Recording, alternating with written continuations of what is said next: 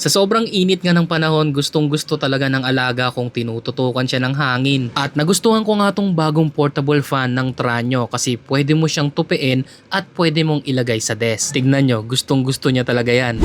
Ito nga pala ang Tranyo Folding Handheld Fan na mayroong battery capacity na 5,000 mAh na kayang umabot ng 5 to 6 hours. Meron na rin itong kasamang lace para pwede mong isabit sa leeg mo at yung kanyang charging cable. Akala ko nga dati sa power bank lang nakapokus ang Tranyo pero buti na lang gumawa sila ng ganitong portable handheld fold fan. Napakasimple lang ng design pero may dating talaga. Kung gaano kaganda yung kanilang power bank, tingin ko ganito rin kaganda yung battery nilagay nila dito. Itong butas na to, dyan mo isasabit yung lace at ito naman yung kanyang adyasan. At ito naman po yung kanyang switch on at yung kanyang USB-C port at kabitan ulit ng ating lace. At kapag binuksan pala natin to mga idol, makikita na rin natin yung ating battery percent at yung wind speed ng ating handheld fan. Nafo-fold naman siya ng ganito at pwede natin tong ilapag sa desk natin. Nung unang bukas ko nga sa fan na to, medyo natakot siya kasi medyo malakas yung kanyang tunog pero tingin ko para sa mga aso lang yon. Pero sa akin, mas tahimik siya kaysa sa mga turbo fan. And after naman ng mga ilang minuto, gustong gusto niya na yung hangin at tuwang-tuwa po yan mga idol. Grabe, sobrang sulit na talaga nitong portable fan ng Tranyo. Magagamit mo pa ng matagal. Kung gusto mo ng ganitong portable fan,